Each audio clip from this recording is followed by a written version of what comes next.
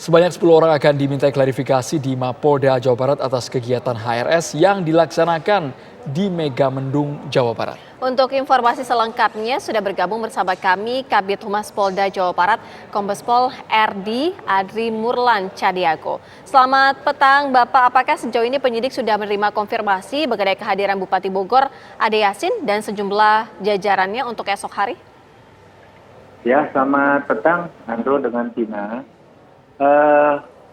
Sampai hari ini, sore ini, kami dari Polda Jabar, terutama dari penyidik Ditreskrimum Polda Jabar, belum ada konfirmasi terkait hadir tidaknya untuk besok Bupati Bogor beserta perangkatnya yang akan rencananya diminta klarifikasi besok jam 10 pagi, itu belum ada konfirmasi.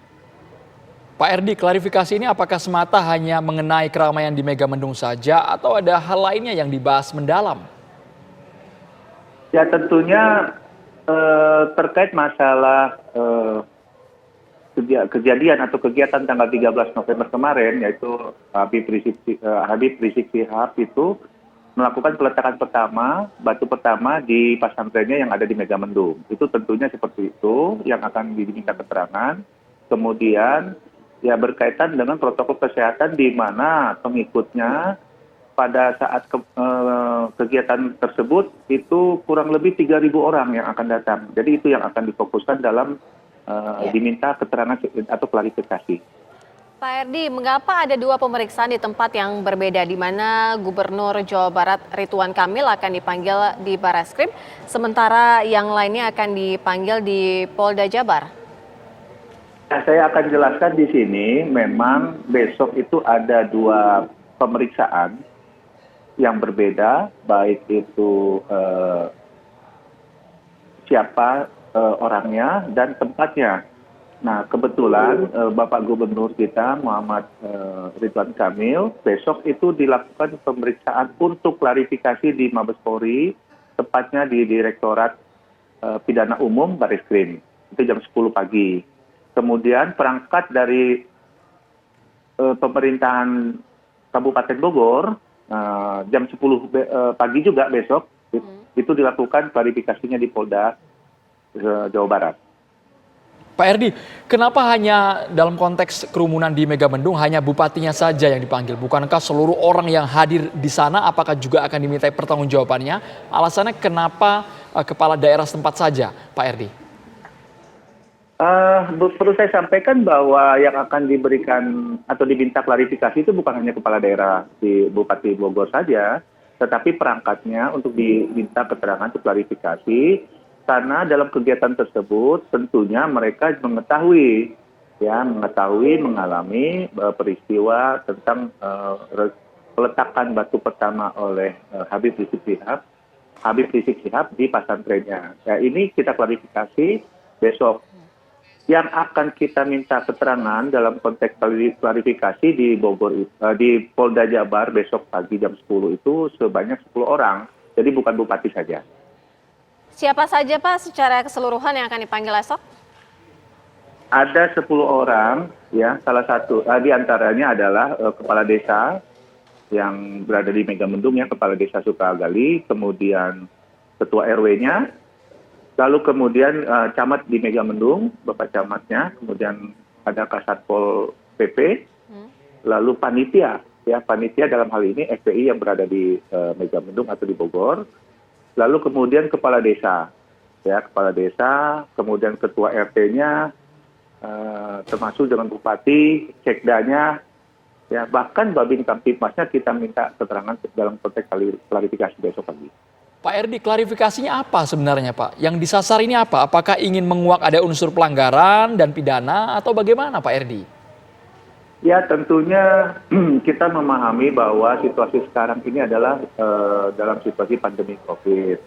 Ya, dalam pandemi COVID untuk kegiatan-kegiatan itu tidak sama dalam situasi yang normal.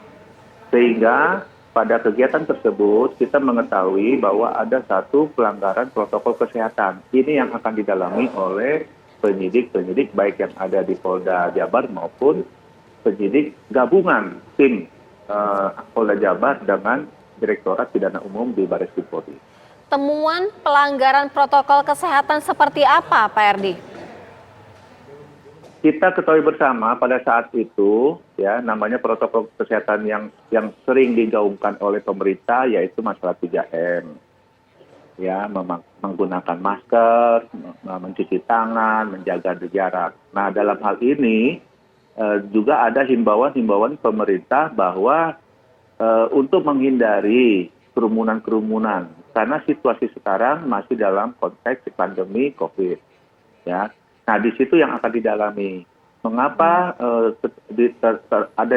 dilaksanakan kegiatan tersebut yang kita tahu bersama kurang lebih 3.000 pengikutnya berada pada satu lokasi yang sama. Itu yang akan didalami.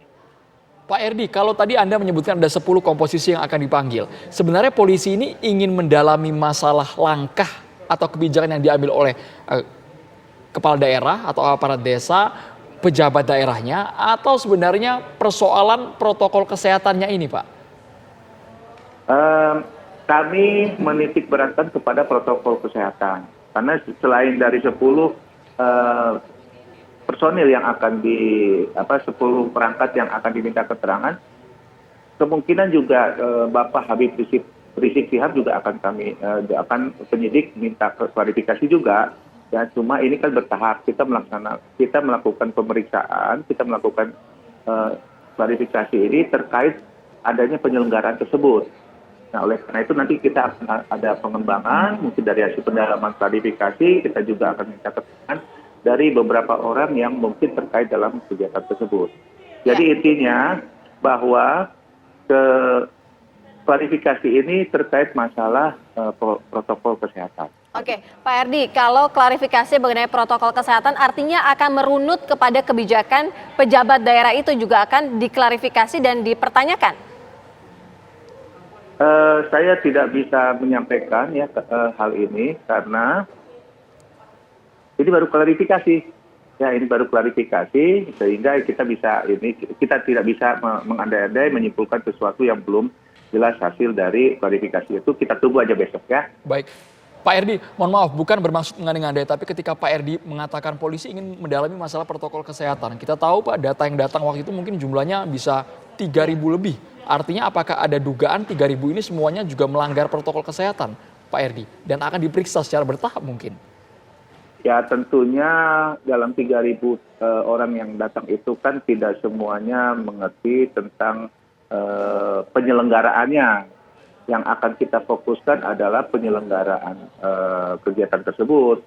Ya, jadi tidak mungkin kalau kita sebanyak 3.000 orang kita minta keterangan, tetapi penyelenggaraannya siapa yang bertanggung jawab pada kegiatan tersebut, baik itu dalam kepemerintahan maupun kepanitiaan, itu yang akan kita minta keterangan.